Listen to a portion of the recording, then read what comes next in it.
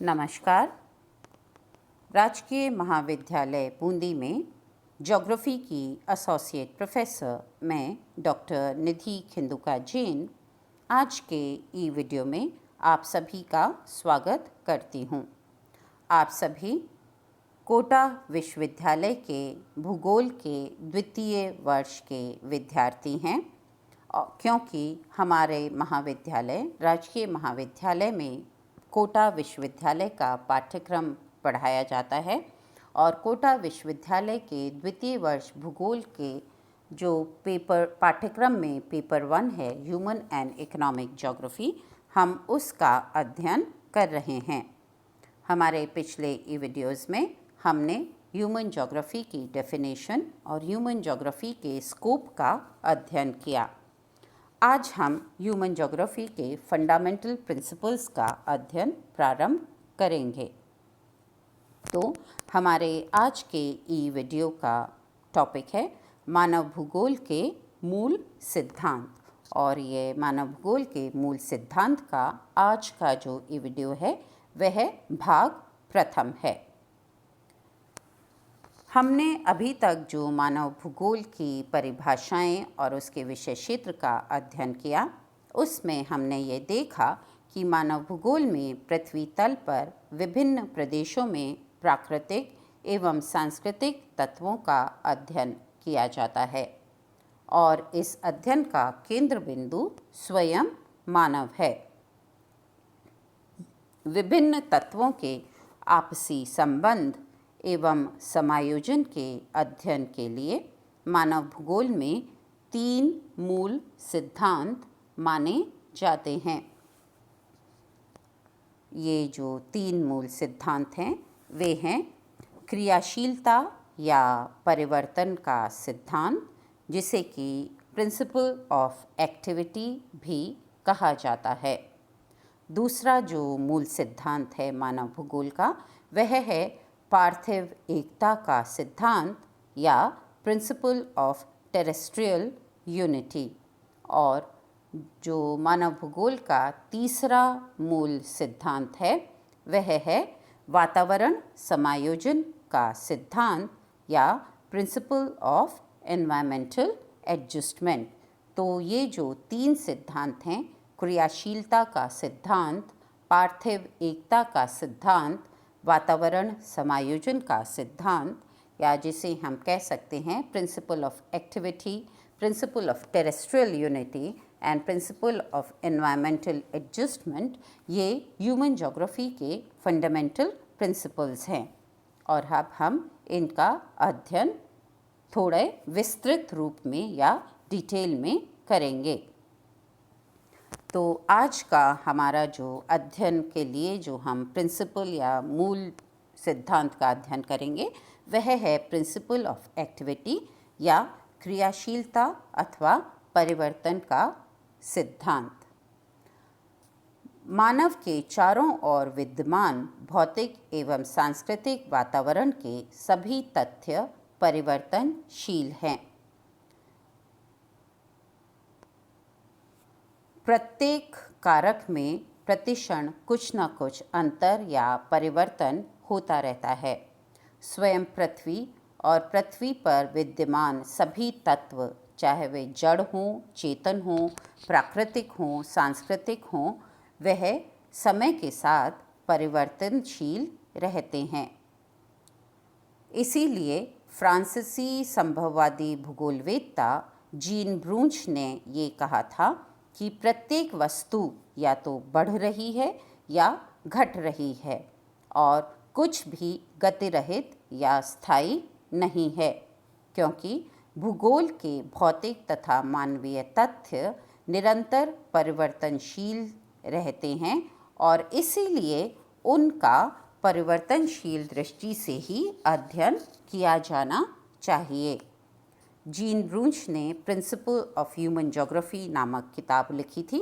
उसमें उन्होंने ये कहा था, everything around us is in a state of change, everything is growing और diminishing, nothing is really stable, geographical phenomena both physical and human are in a state of perpetual changes and therefore must be studied from that point of view। या प्रत्येक वस्तु या तो बढ़ रही है या घट रही है, कुछ भी गति रहित या स्थायी नहीं है। प्रकृति में प्रत्येक जीव और पदार्थ का एक जीवन काल होता है। प्रत्येक तत्व की उत्पत्ति, विकास एवं समाप्ति होती है। इस प्रक्रिया को हम उस तत्व या जीव विशेष का जीवन चक्र भी कहते हैं। इस जीवन चक्र में भौतिक एवं सांस्कृतिक तत्वों की उत्पत्ति, उनकी बाल्यावस्था, उनकी प्रौढ़ावस्था, उनकी जीर्णावस्था और अंत में समाप्ति का चक्र प्रतिक्षण चलता रहता है। यह जो परिवर्तन है वह सजीव और निर्जीव दोनों प्रकार के कारकों में हर समय होता रहता है। हमें कभी ये नज़र आता है और कभी नहीं नज़र आता है, किंतु परिवर्तन सदैव चलता रहता है। इसीलिए कहा जाता है कि उत्पत्ति से विकास और विकास से समाप्ति की यह प्रक्रिया पृथ्वी पर सदैव चलती रहती है। जैसे कि कोई जो ऊंचा उठा हुआ स्थान या पहाड़ है वह अपरदन से कटकर नीचा होता जाता है, पर्वत छोटे होते जाते हैं, हिम पिघलकर सागरों में जाती है, जलवायु परिवर्तनशील रहती है, जलवायु के विभिन्न घटक परिवर्तनशील रहते हैं, पृथ्वी खुद गतिशील है। तो इसलिए परिवर्तन प्रकृति का नियम है। Change is the law of nature. अब प्रकृति में यह जो परिवर्तन होता है उसके लिए अनेक कारकों को उत्तरदायी माना गया है, और ये जो उत्तरदायी कारक हैं इनको 3 प्रमुख शक्तियों में विभक्त किया गया है: भौतिक शक्तियाँ, जैविक शक्तियाँ और मानव शक्ति। भौतिक शक्तियाँ या प्राकृतिक शक्तियाँ भी जिन्हें हम कह सकते हैं, या फिज़िकल फोर्सेस भी जिन्हें कहा जा सकता है, ये जो फिज़िकल फोर्सेस हैं ये बेसिकली 4 प्रकार की होती हैं। ये जो 4 प्रकार की जो फिज़िकल फोर्सेस हैं, क्योंकि हमें ऐसा लगता है कि पृथ्वी स्थिर है, पर पृथ्वी स्थिर नहीं है। यह निरंतर प्रगतिशील है और परिवर्तनशील है। इसके अंदर की आंतरिक शक्तियाँ इसे विषम बनाती हैं और बाहरी शक्तियाँ अनाच्छादन के कारक के फलस्वरूप इसे समतल बनाने में सक्रिय रहती हैं। इन शक्तियों में कुछ बहुत धीमी गति से कार्य करती हैं और कुछ जो शक्तियाँ होती हैं वो आकस्मिक होती हैं। तो इस तरीके से जो प्रमुख भौतिक शक्तियाँ हैं उन्हें हम 4 में डिवाइड कर सकते हैं। पहली है पृथ्वी के ग्रहीय संबंध या planetary relation of the earth. सौर परिवार के जो 8 ग्रह हैं उनमें पृथ्वी भी एक ग्रह है और ये कंटिन्यूसली अपने अक्ष के चारों ओर घूमने के साथ साथ सूर्य के भी चारों ओर घूमती रहती है। और ये जो सूर्य के चारों ओर घूमने से रेवोल्यूशन और अपने अक्ष के चारों ओर घूमने वाले रोटेशन से पृथ्वी पर दिन रात होते हैं, ऋतु परिवर्तन होते हैं और इन्हीं के कारण पृथ्वी पर पवन पेटियाँ, ताप पेटियाँ, वायुदाब पेटियों का आविर्भाव होता है। तो ये पृथ्वी के ग्रहीय संबंध हैं। पृथ्वी की जो आंतरिक शक्तियाँ या एंडोजेनेटिक फोर्सेस हैं, ये आंतरिक शक्तियाँ पृथ्वी के धरातलीय भाग पर 2 तरह से प्रकट होती हैं। एक वे बल जो धीरे धीरे वर्षों तक काम करते रहते हैं, जैसे कि पर्वतों का निर्माण होना या किसी भाग का ऊंचा उठना और नीचा धंसना। ये धीरे धीरे शक्तियाँ अपना कार्य करती हैं और इनके परिणाम जो हैं वो बहुत हज़ारों वर्षों में जाकर के हमें दिखाई देते हैं।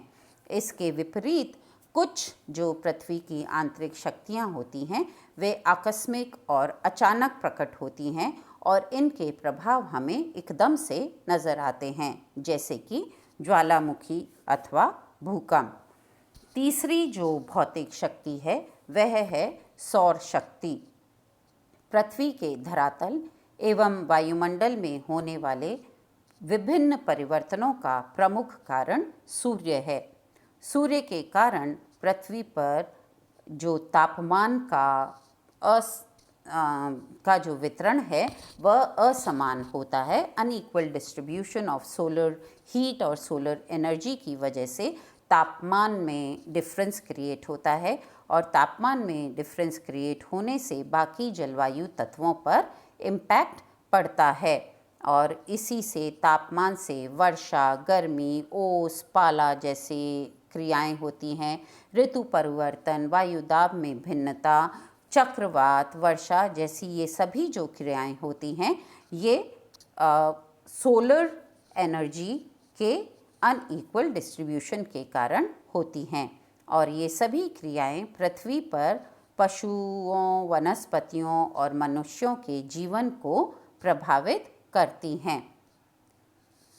तो सौर शक्ति हम मानते हैं कि सोलर एनर्जी पृथ्वी पर एनर्जी का मेजर सोर्स है। चौथी जो प्रमुख शक्ति होती है, भौतिक या फिजिकल फोर्स है, वो है गुरुत्वाकर्षण शक्ति या ग्रेविटेशनल फोर्स।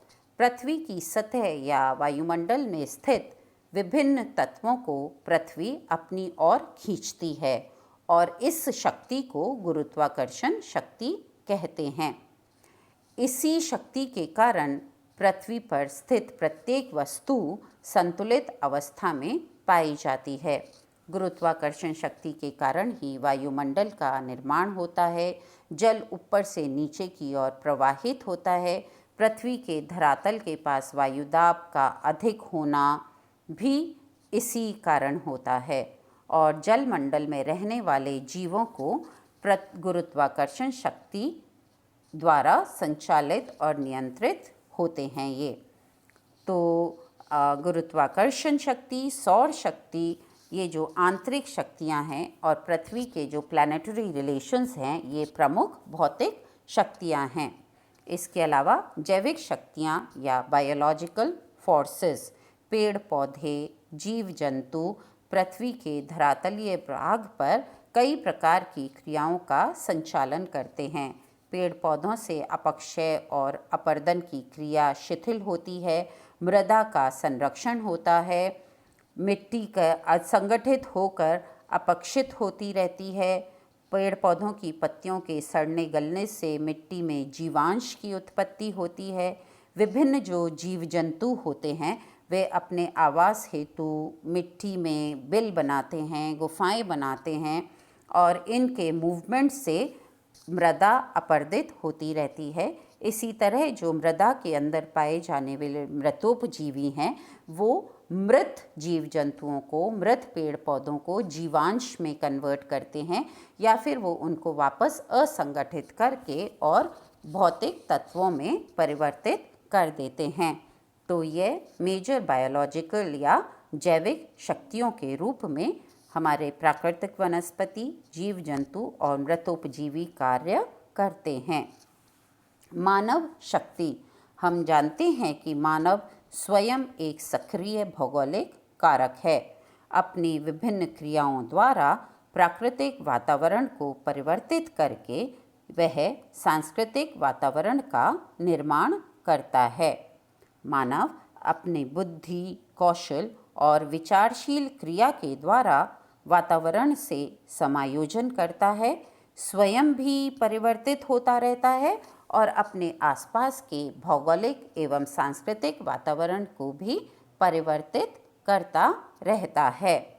तो जो प्रिंसिपल ऑफ एक्टिविटी है या जो परिवर्तनशीलता का सिद्धांत या क्रियाशीलता का सिद्धांत है, उसकी जो मेजर शक्तियाँ, भौतिक शक्तियाँ, जैविक शक्तियाँ और मानव शक्ति है, जिसकी वजह से कंटिन्यूअस परिवर्तन होता रहता है। तो परिवर्तन पृथ्वी पर सार्वभौमिक है। पृथ्वी के धरातल पर विभिन्न रूपों में सदैव परिवर्तन होता रहता है और यह जो परिवर्तन है इसका संयुक्त एवं सम्मिलित प्रभाव प्रत्येक जैविक और अजैविक तत्व पर पड़ता है। इसीलिए यह कहा जाता है कि परिवर्तन या गतिशीलता एक सार्वभौमिक सिद्धांत है या change is a universal law of nature. Everything on the earth is constantly on a change, चाहे वो फिजिकल फैक्टर्स हों चाहे वो बायोलॉजिकल फैक्टर्स हों, और ये फिजिकल और बायोलॉजिकल फैक्टर्स कॉन्स्टेंटली एक दूसरे से इंटरैक्ट करते रहते हैं, एक दूसरे से क्रियाशील रहते हैं, अंतर संबंधित रहते हैं और ये एक दूसरे के बिना नहीं रह सकते। जीव जंतुओं को प्राकृतिक वातावरण, भोजन और आवास प्रोवाइड करता है और प्राकृतिक वातावरण को जीव जंतु अपने लिए उपयोग करके और अपना जीवन जीते हैं और प्राकृतिक वातावरण में भी चेंजेस लाते हैं। तो change is the universal law of nature और इसलिए हम कह सकते हैं कि मानव भूगोल में परिवर्तन या क्रियाशीलता का सिद्धांत मानव भूगोल का प्रथम मूल सिद्धांत है। इस टॉपिक के लिए आप जो रेफरेंस बुक यूज़ कर सकते हैं वह है मानव एवं आर्थिक भूगोल। यह डॉक्टर R.K. गुर्जर और डॉक्टर B.C. जाट द्वारा लिखी हुई बुक है और यह पंचशील प्रकाशन जयपुर द्वारा प्रकाशित की गई है। अब जो आज हमने टॉपिक किया मानव भूगोल के मूलभूत सिद्धांतों का प्रथम सिद्धांत, उसके ऊपर का मैं आपको असाइनमेंट दे रही हूँ और मैं वापस रिपीट कर रही हूँ कि आप एक रजिस्टर बना लीजिए और आपको हर ई वीडियो के बाद जो असाइनमेंट्स दिए जा रहे हैं आप उनको रजिस्टर में कीजिए, क्योंकि अगर हमको आपका इंटरनल असेसमेंट करना पड़ा तो हम इन्हीं असाइनमेंट्स के द्वारा आपका इंटरनल असेसमेंट करेंगे। तो आपका पहला क्वेश्चन है, मानव भूगोल में क्रियाशीलता के सिद्धांत से क्या अभिप्राय है। यह एक लॉन्ग क्वेश्चन है और आप इसे 250 से 500 शब्दों के अंदर कर सकते हैं। आपका क्वेश्चन नंबर 2 एक लघु उत्तरात्मक प्रश्न है। मानव भूगोल के 3 मूल सिद्धांतों के नाम बताइए या मानव भूगोल के 3 मूल सिद्धांत क्या हैं ये बताइए। तो यह है आज के आपके ई वीडियो का असाइनमेंट। तो आज हमने अपने ई वीडियो में मानव भूगोल के जो मूल सिद्धांत हैं उनमें प्रथम सिद्धांत क्रियाशीलता का सिद्धांत या प्रिंसिपल ऑफ एक्टिविटी का अध्ययन किया। अपने नेक्स्ट वीडियो में हम सेकंड जो मूल सिद्धांत है पार्थिव एकता का सिद्धांत या प्रिंसिपल ऑफ टेरेस्ट्रियल यूनिटी, हम उसका अध्ययन करेंगे। धन्यवाद।